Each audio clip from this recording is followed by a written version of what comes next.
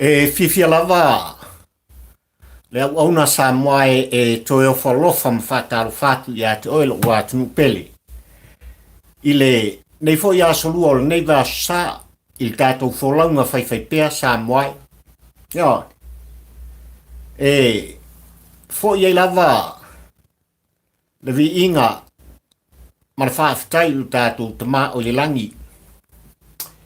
Ilana tai tampea i lo to soi fo folau ya ai mai se fo ile ola tau fai ola auto o ia ole nei o tatu to e fa sanga ia sa moi isi tatu maftanga fai pea ai mai se fo il por climb fai pea pali o lo fa pena ona longo pu ia pea le pa ia male malu o lo watnu pele ia i leva ia sa maleva ia sa o lo auto soifua ia ai mai se fo i o le ola fa tau va o le au ia ona u fa pele Samuel watnu pele nei tu la ta o li unga lua o ta maftang se u fa malol folau u fa malol pale Samoa fa malol malanga manuia ia fa ftai lau tapua inga Samuel watnu pele ia o le nei wo tatu mata i le matango fio le angalele o le tua ua o tatu feilo i du monu ia i pue o manu ai le o pue o mala fo i la ia le vi inga i le tama o le langi. Oa mai o Samoa si o atu pele nei tau ni ngalua o ta mafta. Ia malol folau. Ia malol folau Samoa. O te i o Samoa i so se tafa o le kelope ma le lolangi nei o lo whapea no utou papa awai ma au mawai le pa ia ma le mamalu o lo tātu atnu. Ia, mai lava i ona maunga tsele se i o lava i seu pito i titi o alo ma whanau. Ia, ai mai se fo i o le tāpua inga i whanua. I lo tātu atnu pele o Samoa e amata mai le au whaingalung tutofia le atua. Ia, ai mai se ona tūlanga wha le malo.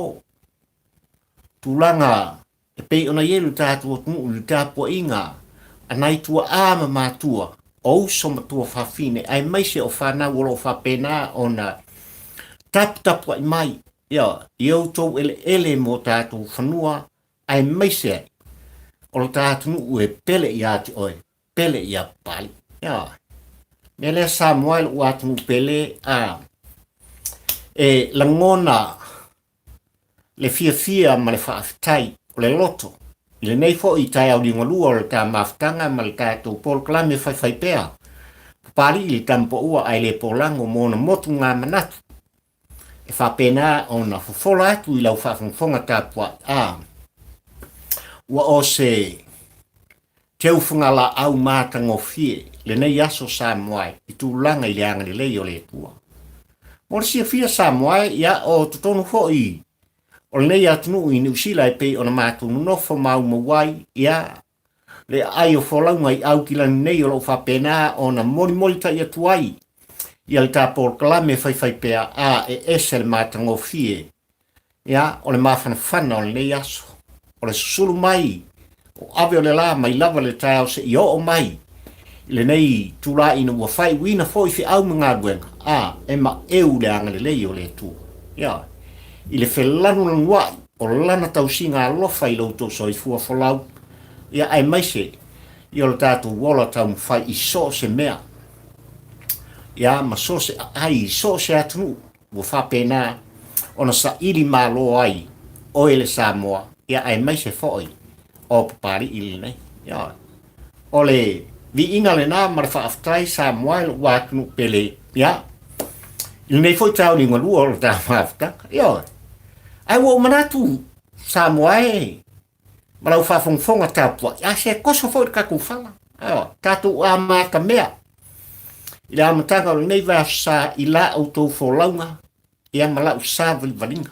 I le nei te au ni ngolua o le aso lua suma leono. Ia o le nei masina o ke topa. Ia le koi tiki aka ko wha ia o ke topa. Ia ona ufare lole o le pa ia ma le malu o le tātou o tnu. I le nu mela suma le tasi. I le masina o novemba. Ko e lua masinga umar nge kausaka.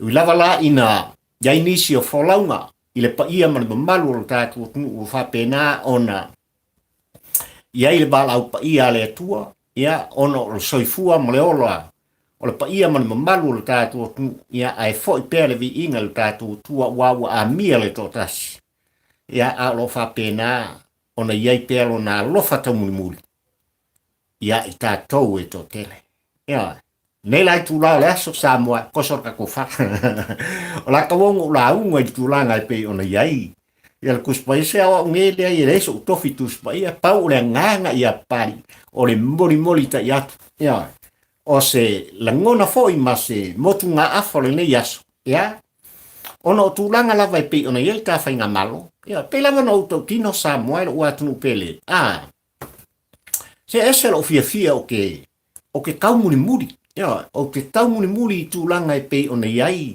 ia le lunga le lalo le avatu o le au mai tu langa e pe ona iai ia le fainga malo si o tatu ia e moni lava o lea ua se el sa o le fatu o tua i le tua Samo utasi Samoa ia ai le o fapenai ona tu mamaina ia tu mamaina e tu la epa balana fo i tu i la tu o whapeo na la tu o ngaia i el whainga malo i lana fionga li tamaitai pāmia ia e mai se o la inga kāpeneta ma le au waa o le whaatutua i le tua Samo utasi nei vai tau ia ma foi sia wa foi Samo o le ia i le lomba o lo tu ka tunu un taimine ia o lo whapena o na tuli mutai pea i e tūlanga e pe o na fina wai ia tuila epa malani foi vaenga ai mai se foi o le tau mawhai atu al ta whainga malo i whainga palo talaiti tu malo e fitu ea tu langa e pei o na tau mawhai ai ina i whapea o na tulai mai ai e le ngata o le hero pipi ia ai mai se foi o le ta whainga malo ua e tofi Samo ea o tulanga matango fien na i tulanga o menei o porkiki ea i le mata atu i tu langa i pei ona iai. E Samoa ai manau whawhongwhonga tāpua i nei tu lao le aso. A tonu e mai taua i a le autu o le launga whaatampo ua ai le polango. I tā mawhtanga i nei aso Samoa i le watunu pele. Ia.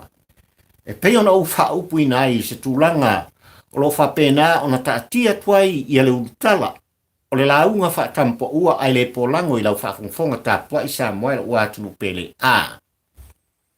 O le tau whaaleanga atu i la epa, i le whatuatua i le atua Samo utasi, i lana fionga i tamaitai pārimia ai mai se foi, o lona au wā.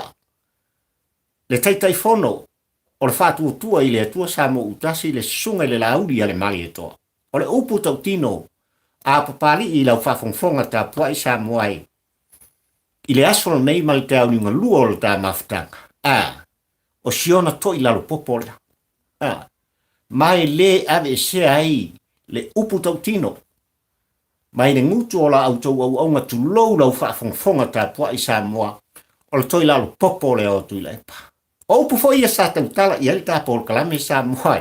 A whapena o nanga i mai i tu langa o lau filfininga whai. Anga i mai le asoiva o a pelila e pei ona e tofi ai ta whainga malo. Eo.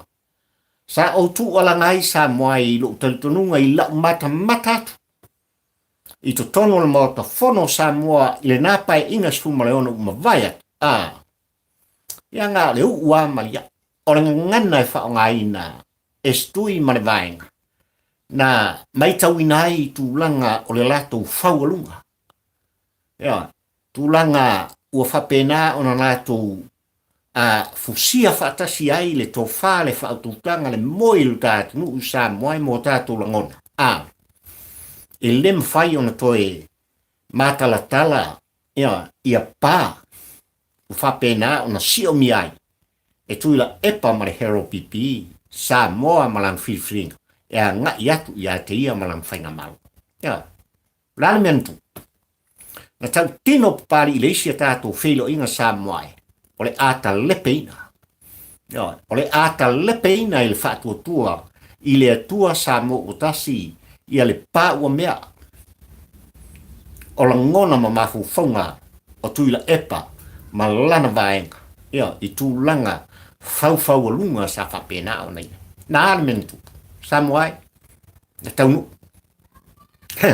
na taunu ia a lea ua tūl whaila ua tūl ta whainga malo Samoa ua se le sao Samoa ma ua wholau fo ia i tūlanga e pei ona iai le la whala i lana fionga i te mai tai pāle mia malona ua le wha tua i le atua Samoa utasi o le upu tau tino na Samoai i le nei tūla tau li mulua o ta mafta ia ai never sa Samoai pe lava ona iai i ta proklame fo i le astona ia sa whapena ona o ta uai fo ia le wha moe i lana fionga i te mai tai pāle mia mai au wa o le wha tua i le atua Samoa utasi e pe ona lātu wasi ai ia le tu malo o ale pata i tu paila ia e ia li talitonunga o le ta proklame Samoa ua no foilo i au tau finangalo ia tūlanga uma e pei ona taunu whai atuai li ta proklame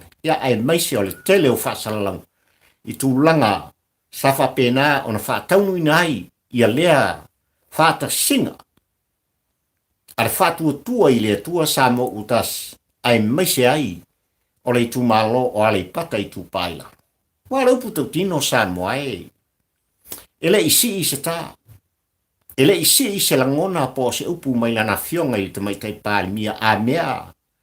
Na sasa ai matusi ai o latu o awanga i atu ila epa male vaenga. Ia malatu foi whalau iloa. Ele ngata o whare ali li lua. Ia ai mai se foi o sangang whai tu langa i peyonai. Ei ma se upu. Ia. Pau lava le nganga sa ia ila na fionga i te mai tai pāle mia.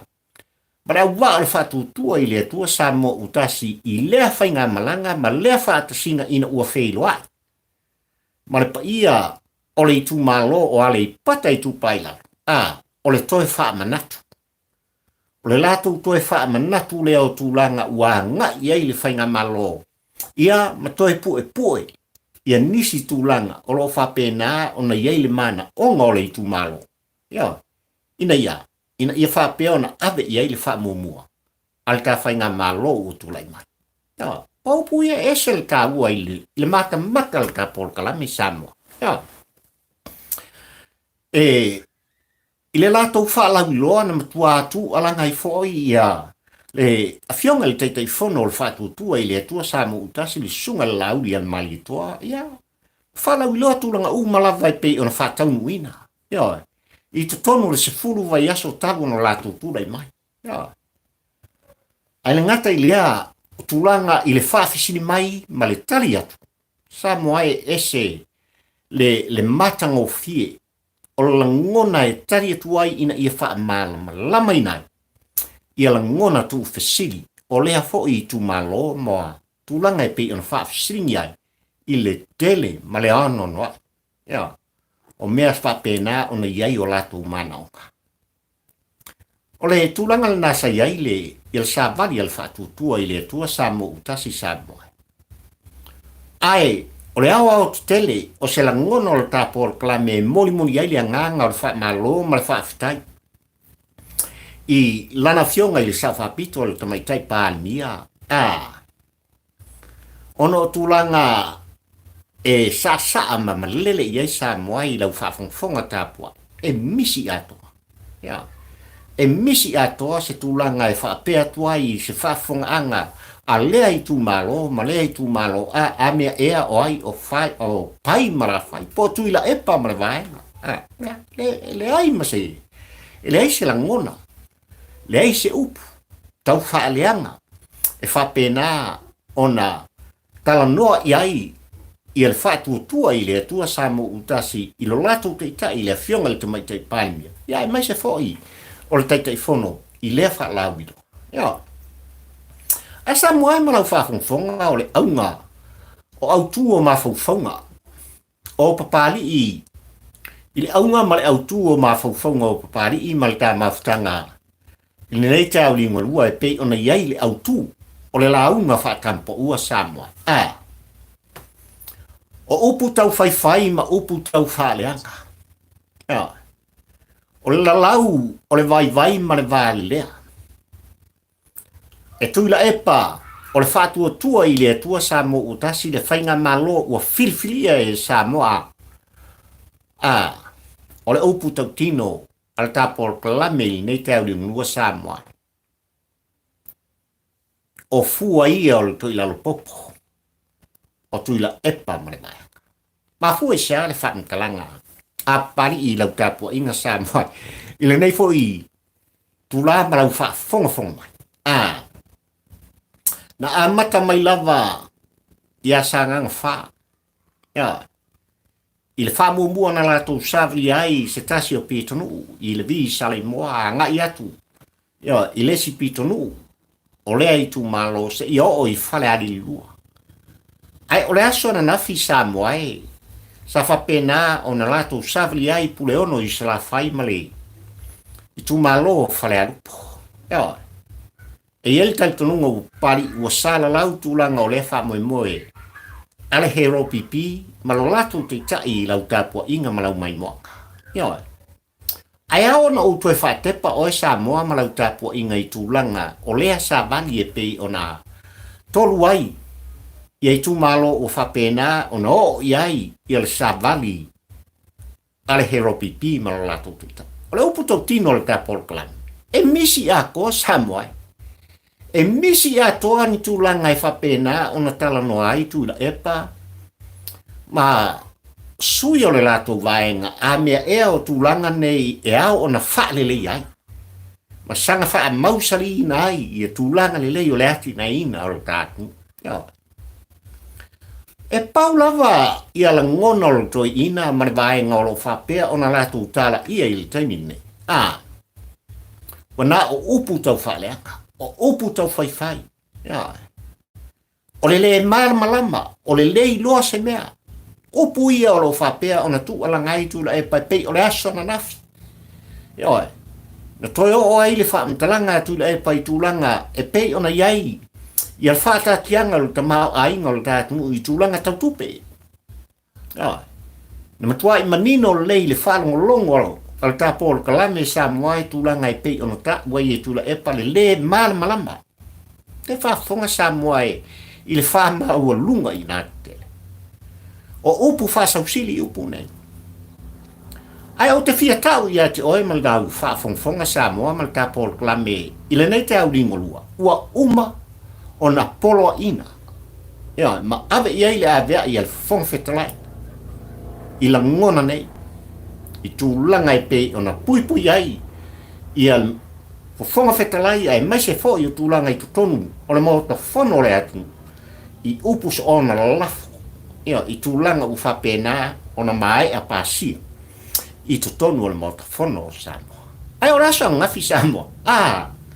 So le ua whate ia la ngona sa whaita se manatu whatau wa o le tāpol kalame ai le toi ina o le a sui se ala fua ina ia whapea o na tau lau o lo lato wha moe. Ai a whai o le tūlanga lea o lo iai le lato wha lau iloa o na o le wha aleanga o le lalau o le pipelo tūlanga whapena i lau whafonga tāpua i sa moai a ngai i le sunga le lauri a le mai e toa ai mai se foi o le fionga le tamai tai pānia ma le vaenga whai al whatutua i le atua sa mo utas.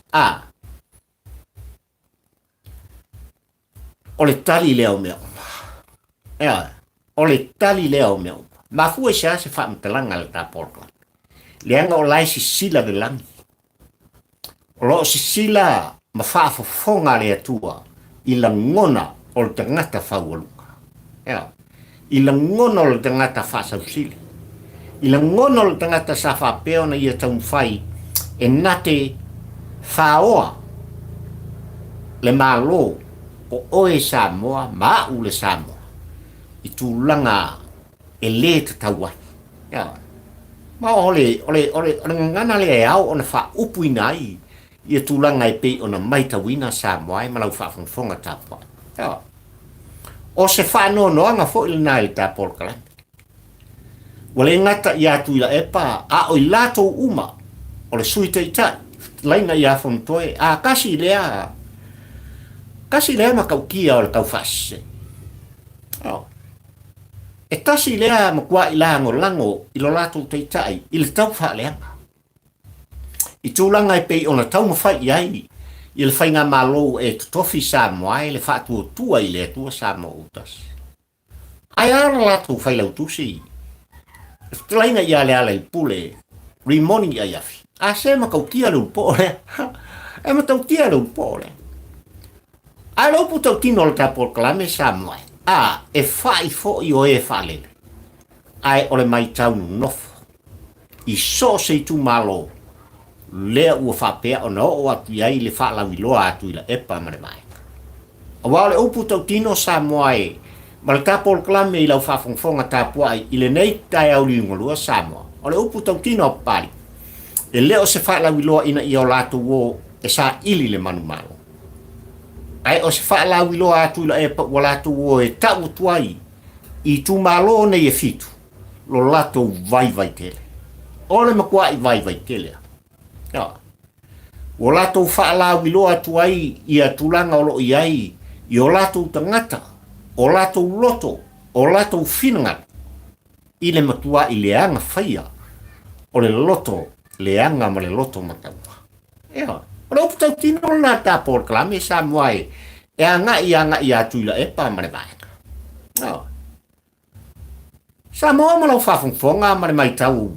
A pali i ma langona whaatampo ua ai le polango. I tūlanga i pei ona nga i pei ai ma tu alanga pea tu ila epa ma ngona ta ua. I le suafa o le lauri. O le upu tau tino le tapor kalame Samoa e i le ngona o tu ila epa e pei ona ia. Alanga ina ai i le suafa o lauri i so se tu malo ma so se taimi e talano ai le toina. Ole makua i o wha amu ia i alauri.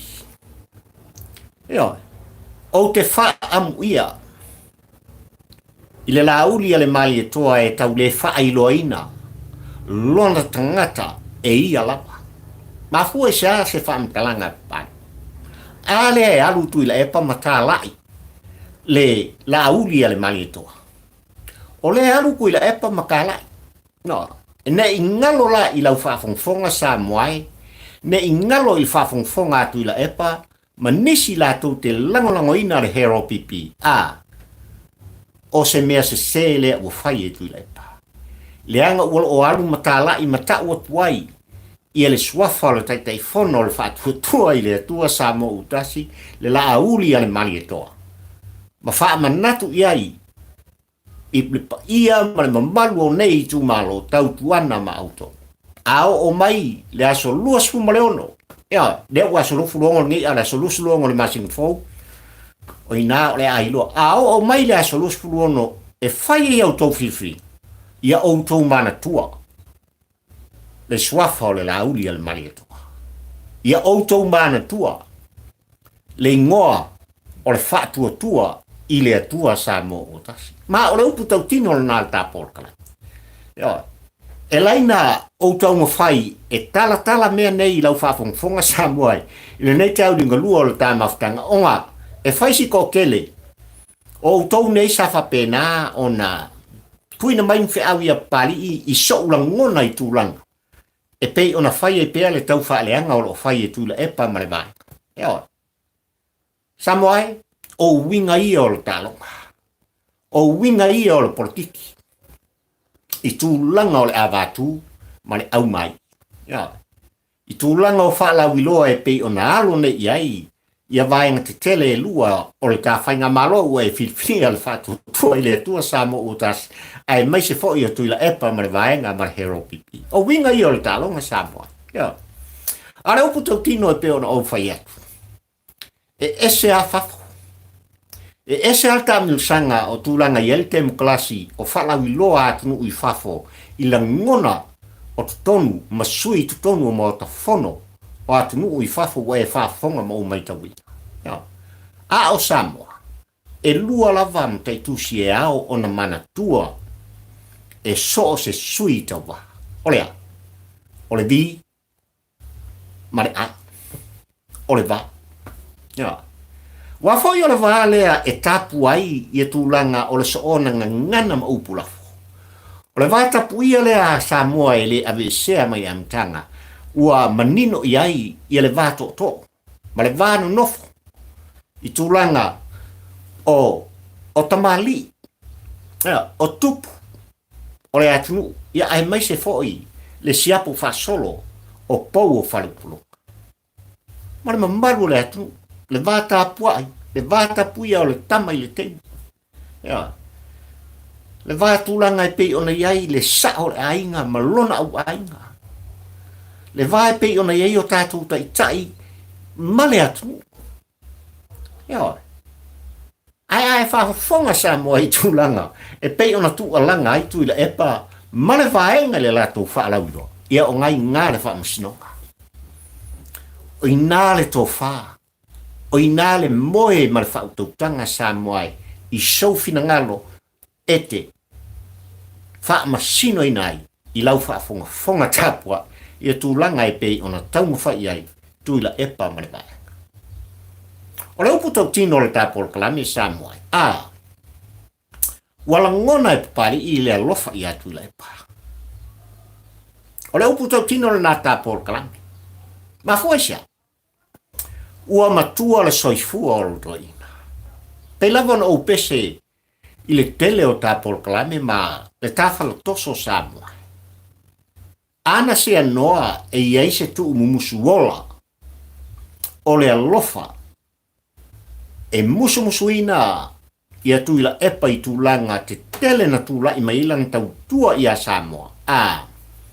O le upu tau tino o tātou te afisina, maamoina, ia tuila epa i lo outou soifua ma le ola whatawa au pali. Ma fuisia, e le fisiringia le ano noa i o ngā ruenga sa whatino i tuila epa. E le fisiringia le tāpolo kalame. Ai wāre taimili nei. Ua toe tu ulava e tuila epa i lalo. Ua toe soli lava i vai o tuila epa ai maise le vaenga le hero pipi si toe ina o tuila epa. Ma o le upu tau tino lena. O le upu tau tino lena. Sa moa malau whafonga na o tal no atu la e pai tulanga e pe ona ele milionga o se upu kau fase. Mai le tau nu. Fafsin ia foi, ele foi tu malo ana nafi. Ia tu la e pa malana vai ngai tulanga e pe ona ia pile tolu wai tasi rei tu malo. Sa la tu te ena. Ia pile tolu ia u fatu la floi nei. Mai le fai unga o le pai inga sumaleono. Tūlanga i whanua e pei o na fisiringi ai foi. E nisi lava o le mamalu o le tu malu. Ma le anono ai. O la ngona mamanatu sa mai ta wina le tāpolo kalame. Sa whapena o na fisiringi ai. E se vaenga o whale a lupo. Aleanga o le upu tau tino na. Na fisiringi ai e se vaenga. O le tu malo o whale a lupo sa iai le aso na nafi. Ia le taita i o le hero pipi, ai maise o le hero pipi. Ia, ua utou whaafonga i tari. Pela vana o whai atu ua maasani tu la epa. I le ka milo angkasi. Ia. Whapena lea, ona le maua le aunga o le whamu. Pau la ngona sa whapena ona taula pe iai ia le tali atu la epa, ai maise o sui o le hero pipi whonotoe o le whailautusi mai lato uma sa whapena o na maua wanoa lato te tali ai le whaafisili a le tumalo o le tau whaaleanga. Wana o le tau whaaleanga. Wana o le lauli lava al mali e toa malona suafa e tā ua i ma le tau whaaleanga. O le vai, o le valea, lato te le iloa se mea. Na o fo ina ta uel to ina ia lava tali e pe ono fatu na ta milo ai. Ia nisi o atunu ui fafo u fapena ona poloka ina lo lato fia fe sosoni atu ia Samoa. Fa mai ia. ona ua tilo atu i le whainga mālou e filfilia, ua se ese mai tūlanga, e au ona whaatino ai le whainga mālou. Sa mo malau whawhongwhonga. Peilawa no uta ua ole nei ua se fulu vai aso talu on tūlai mai le whātua tua i le atua sa mo utas. Ua manino foi le tapua inga le tātu uma le tātou mata i tūlanga o lo whapea ona taumawhai ai lana fionga il tamai tai pāle mia malona au wa se lumana i manuia o sa moa atoa. Ele o taumawhai se manuia wa na o i lātou o lo whapea na ona maua mea o sa moa atoa. O lea ua whatino tūlanga e pei ona alanga inai el fatua tua i le atua Samoa utasi le pa ia marima malu o Samoa i lana anavitau a lea ua tino ma ai o tūlanga lava e pei on taumwhaitu la epa e whailoa le taimine se o mea umangi o mea kui la epa mar hero pipi o mea le whainga malo nei al hero pipi sa lato tūlai mai ma whatino e mata utia ia la ngona pe a fai e te nofo le lei Samoa ai ma whaava senga la ngona o tui la epa mwhape mai o a uan o le hero pipi ane o tui la epa lava malana whainga malo oi na tofia i la tau e o e whaatino le ngalueka oi na filfilia i la tau e o e whaatino le ngalueka oi e o na mea ne o ai e pule. O le upu tau tino le tāpol kalame Samoa. E pule oi. Pule papali. Ma e pule tā ua o le Samoa. O lau tau whina ma le tā filfilinga. No tātou filfili ai tui la epa. Ma vea ma paramia i le lua suma le tolu tau sanga. Whaasfulu tau sanga na vea i le hero pipi la tote. Ngā rulue. I ngā ruenga e atia e ai. Ia le tā Samoa. Le tātunu. Ai sa wala tō whapea mai ai, i la rato sa vali o lo whainei, o mea e patino i le hero. Se, tūra epa, e ao o na wha sao se la fonga ma soula ngona. Pe lawa nau whai atu e whai foi. O le wha lele a o e mai tau. Ma le upu tau tino le tāpol klame tu la epa. E sili ona e wha maawa lalo i wha fonga Samoa. So ia tau te manatu i wholava ua na outou o lo iai le to mai. Ua iai le poto. Le ai. Ua oa o ina Samoa. Ua oa o ina Samoa.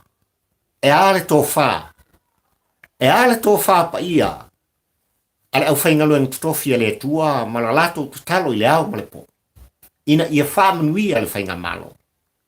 Au lea se mai tau o Samoa, il tō whātatala. I lana fionga i ta mai tai pāle mia ua e filifilia Samoa. I sau mata ma se tātou mai tau le taimini. Oka. Ma o le opu tau tino lana. E mumori e le nganga o le wha malo ma le wha aftai i lana fionga i le sau whapito. E matautia, te tāo fiofi umaya, o lana fionga i le tamaitai pānia. Ai mai se fo i o lona aupa. Ma o le to mai sili nana mai e le tua. Ini tai e moni lo lato wa lofa i a Samoa. Wa o le upu tau tino ma le upu whapena o na tātou ala langa i pia. O lau tū ma la wanga balea. Ma le olo whakelisiato. A toa Samoa. A toa le lei Samoa. Tulanga le nā Samoa i lau whawhongwhonga tā tua i nei tula o lasu. Wa o mana tuai. Tau lava ina o toi wha. Ilo atu i lau tāpua inga tūlanga i pei ona iai i ale Savali. Al koe inga o kuila epa man vaenga i lea sona nafi. O lea ua tolu i tū malo. Na o le tau wha leanga. Wa na o le tau wha leanga. Upu o lo whapea o na lātou tau tatalai. I nei tū malo e tolu. E au noa. Mani la ngona le lei. E lātou te tui nātu i le whawhongwhonga tāpua i ei tū malo nei. O o tu ia a faito ti toe filfilia I mato ia o le afa kingo uma mengi ko ki manga o ai son bla bla bla no misi misi atu ma o le mai tau no fol na ta por klami e pe ona tau muri ai pea I le fa lau loa atu ila epa mana vaeka ia ma le upu tau tino na Samoa ua tolu I tu malo ua na o le tau fa le angala ia ua na o le tau fa le angala va o lo fa pea ona na tu ala langai e fai fo I o le fa lele o e mai tau ma o le upu tau tino le ta por klami Samoa o le melen tupu I le aso na fi falean ina ua sa ili fo I se to o le fi anga ma le tu malo e matau tia le mata ale ta por klami Samoa ina ua alu suanga o le vatele I tulanga I pe ona ia il fa tau pa ia ale to fa awa le fio anga ma le tu malo fale alupo tasi moe il fetralainga I afuion le ala winga o le fam talanga pari awa ese a tatou mai tau e moni lavo le fuiono sa alanga ina tulanga awa le feilo inga ma le hero pipi ma lo latu te tai ai o le suafa fuiono o le to fuiono ma o le winga le o le fam talanga pali I o le afa umail ta por klame moni ai le nganga o le fa aftai I le fetalinga I afuiono malona finau I le aso na nafi I le saufa inga le to fa o atata va ai o le fainga palota la titi o e fale alu ma fu sia o lo tu la I mai le suafa fuiono e avea ma sui momoe o le fatu tua I le tua sa mo tas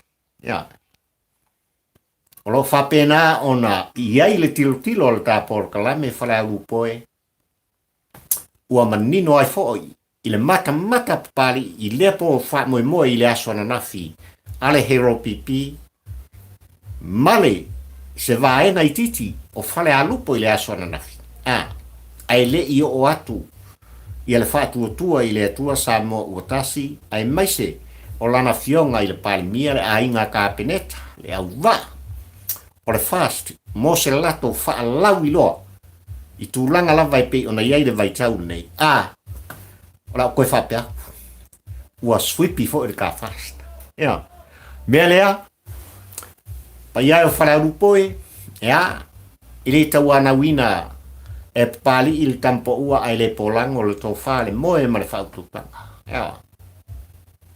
a whaina sa ili malo le mali e toa ma le sua ia te oe le nā whanua I whare arupo langa ma o le tali le nā o le wha moe o whare alupo. Lea o le atula I mai, I le aso lua sifu maleon, o le masina fau, I le soi fuafolau o e Samoa, ma le tāporo kalame e whai pēr. Samoa le watunu pele, o le kāporo kalame le nāli ne yaso. Talo, file mu pēr le loto pari ina I wha pēr, ona iei sia o ngā o le tāporo kalame I lau whafonga tāpua, I le aso, ma le aso, o lea vai asa o lo soifua mo lo wola fatau a ka felo la skofi e tate felo I le aso kofi ma o le upu tau tino le nal ta por klami e tate felo ai o e sa mo lo watu pele I le aso tofi o le nei vai asa